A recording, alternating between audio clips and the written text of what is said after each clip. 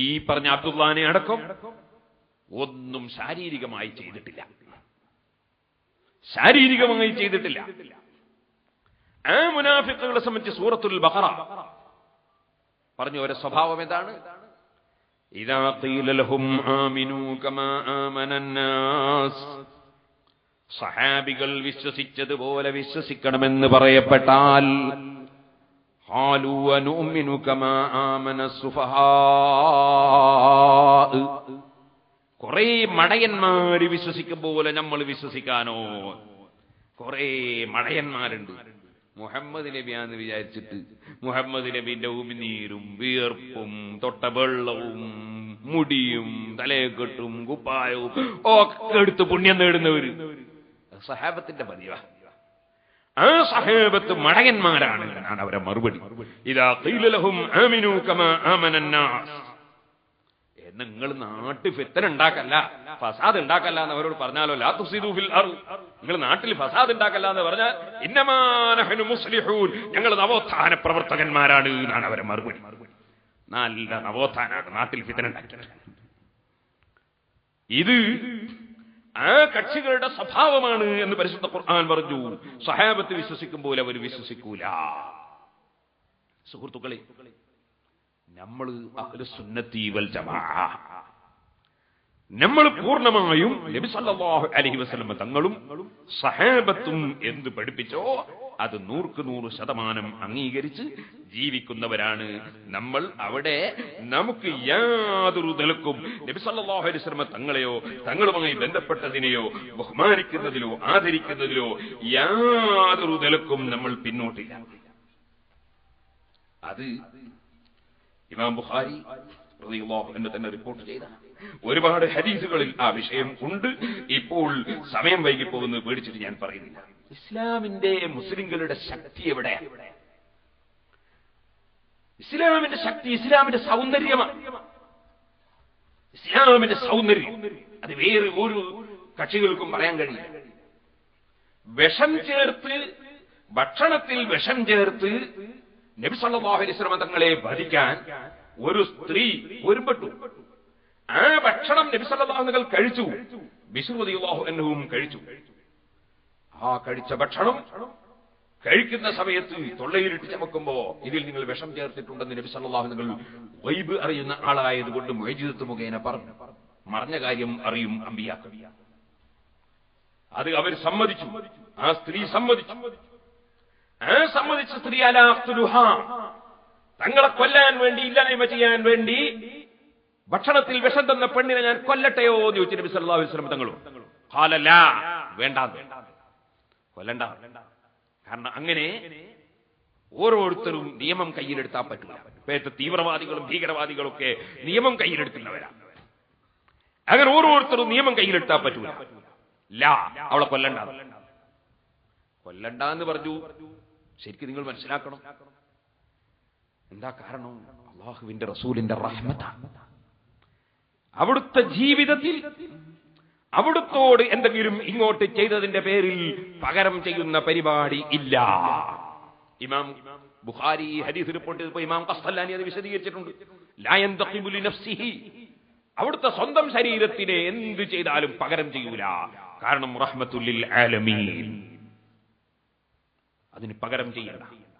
അതേ സമയത്ത് പിന്നീട് നബി സല്ലല്ലാഹു അലൈഹി വസല്ലം തങ്ങളുടെ കൂടെ ആ ഭക്ഷണം കഴിച്ച ബിശ്ർ റളിയല്ലാഹു അൻഹു വഫാത്തായപ്പോൾ കോടതിയിൽ കേസ് വന്നു ഈ പെണ്ണിന്റെ പേരിൽ. കാരണം വിഷം ചേർത്ത് ഭക്ഷണം കൊടുത്ത് ഒരു മനുഷ്യനെ കൊന്നുകളഞ്ഞു എന്ന കേസ് വന്നു.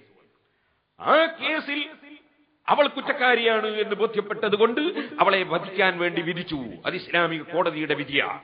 നബി തങ്ങളുടെ പേരിൽ ഒരു ചെറിയ രോമം പോലും പറിച്ചിട്ടില്ല. അതാണ് ഇസ്ലാം, അതാണ് ഇസ്ലാമിന്റെ നേതാവ്. ഈ സൗന്ദര്യം, ഇസ്ലാമിന്റെ സൗന്ദര്യം, അത് ഇവിടെ ജനങ്ങൾ ആസ്വദിച്ചതുകൊണ്ടാണ് ഇന്ത്യ രാജ്യത്ത് ഇസ്ലാം വന്നപ്പോൾ ഇവിടെയുള്ള ഹൈന്ദവർ, ഇവിടെയുള്ള ക്രൈസ്തവർ, മറ്റു മതക്കാർ മാലിക് ഇബ്നു ദീനാർ റളിയല്ലാഹു അൻഹു വന്നപ്പോൾ, ശറഫ് ഇബ്നു മാലിക് റളിയല്ലാഹു അൻഹു വന്നപ്പോൾ, ഹബീബ് ഇബ്നു മാലിക് റളിയല്ലാഹു അൻഹു വന്നപ്പോൾ 10 സ്ഥലങ്ങളിലാണ് അവർ പള്ളി നിർമ്മിച്ചത്. ആരാണ് സൗകര്യം ചെയ്തു കൊടുത്തത്? ഈ രാജ്യത്തെ ഹൈന്ദവരാ, ഈ രാജ്യത്തെ മറ്റു മതക്കാരാ. എന്തുകൊണ്ട് ചെയ്തു കൊടുത്തു? ഇസ്ലാമിന്റെയും മുസ്ലിം പണ്ഡിതന്മാരുടെയും സൗന്ദര്യം, അവരുടെ ആശയത്തിന്റെ സൗന്ദര്യമാണ് അവരിലേക്ക് ആകർഷിച്ചത്. ലക്ഷക്കണക്കിന് ആളുകളാണ് ഇസ്ലാമിലേക്ക് ഒഴുകി വന്നത്. അങ്ങനെയാണ് നമ്മുടെ മുൻഗാമികൾ മുസ്ലിമീങ്ങളായത്.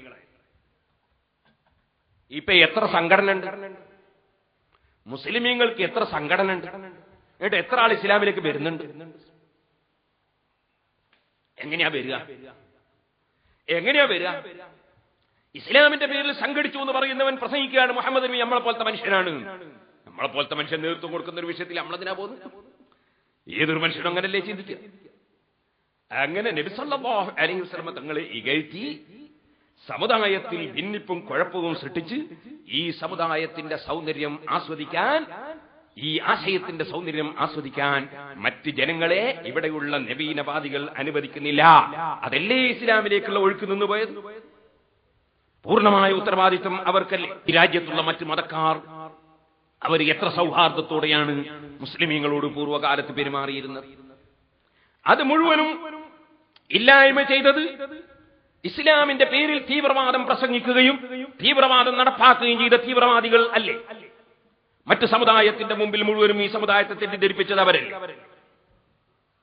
ഞാനിത് പറഞ്ഞു വരുന്നത് 1,900 സംഘടനകൾ ഉണ്ടാക്കി ഈ മുസ്ലിം സമുദായത്തിന് അല്ലാഹു സുബ്ഹാനഹു വ തആല നൽകിയ ഇസ്ലാം, ആ സുന്ദരമായ മഹത്തായ പ്രസ്ഥാനത്തെ മറ്റുള്ളവർക്ക് ആസ്വദിക്കാൻ കഴിയുന്ന വിധത്തിൽ പരിചയപ്പെടുത്തുന്നതിന് പകരം ഇസ്ലാം എന്ന് പറഞ്ഞാൽ കുറെ അങ്ങോട്ടും ഇങ്ങോട്ടും ശണ്ടകൂടലും വിവാദമുണ്ടാക്കലുമാണ് എന്ന ഒരു ആശയത്തിലേക്ക് മറ്റുള്ളവരെ സംശയിപ്പിച്ചത് മുഴുവനും ഇവിടുത്തെ നവീനവാദികളാണ്.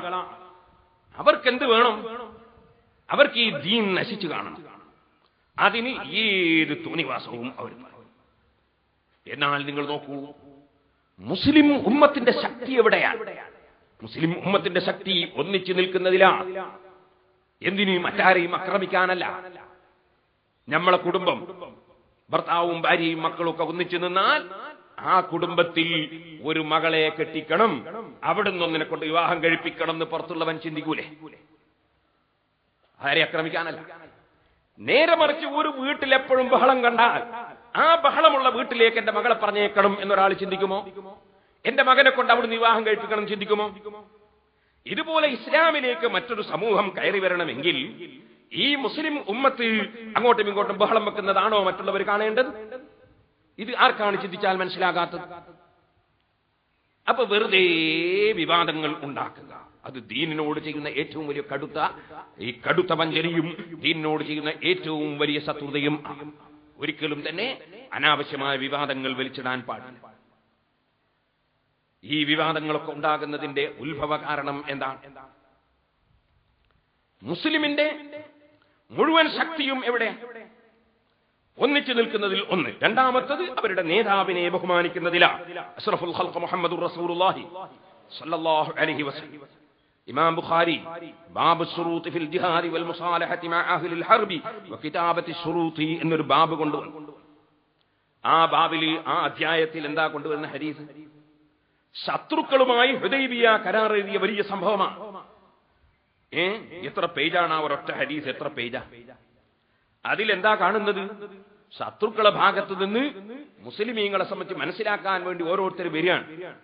അങ്ങനെ വന്ന ഉർവത്ത് ഇബ്നു മസ്ഊദ് തിരിച്ചു പോയിട്ട് പറയാണ്, മുഹമ്മദ് നബി സല്ലല്ലാഹു അലൈഹി വസല്ലം തങ്ങളോടും അനുയായികളോടും നമ്മക്ക് നടക്കൂല എന്നത് ബോധ്യപ്പെടുത്താൻ വേണ്ടി ഉർവത്ത് ഇബ്നു മസ്ഊദ് തിരിച്ചു പോയിട്ട് പറയാണ്, ഐ ഖൗമി, എന്റെ ജനങ്ങളെ, വല്ലാഹി ലഖദ് വഫത്തു അലൽ മുലൂക്കി, ഞാൻ പല രാജാക്കന്മാരെ സമീപത്തും ഞാൻ പ്രതിനിധിയായി പോയിട്ടുണ്ട്, ഞാൻ നിവേദക സംഘമായി പോയിട്ടുണ്ട്. ഞാൻ കൈസറിന്റെയും കിസ്റിന്റെയും നജാശിന്റെ അടുത്തൊക്കെ പോയിട്ടുണ്ട്. വല്ലാഹി ഇൻ റഅയ്തു മലികൻ ഖത്ത് യുഅദ്ദിമുഹു അസ്ഹാബുഹു മാ യുഅദ്ദിമു അസ്ഹാബു മുഹമ്മദിൻ സല്ലല്ലാഹു അലൈഹി വസല്ലം മുഹമ്മദാ. ഒരു രാജാവിന്റെ പ്രജകളും ഒരു രാജാവിന്റെ കക്ഷികൾ മുഹമ്മദ് നബി സല്ലല്ലാഹു അലൈഹി വസല്ലം തങ്ങളുടെ അനുയായികൾ മുഹമ്മദ് നബിയെ ബഹുമാനിക്കും പോലെ ബഹുമാനിക്കുന്നത് വല്ലാഹി ഞാൻ കണ്ടിട്ടില്ല. വല്ലാഹി ഇൻ യതനഖമു നുഖാമതൻ ഇല്ലാ വഖഅത ഫീ കഫി റജുലിൻ മിൻഹും ഫദലക ബിഹാ വജ്ഹഹു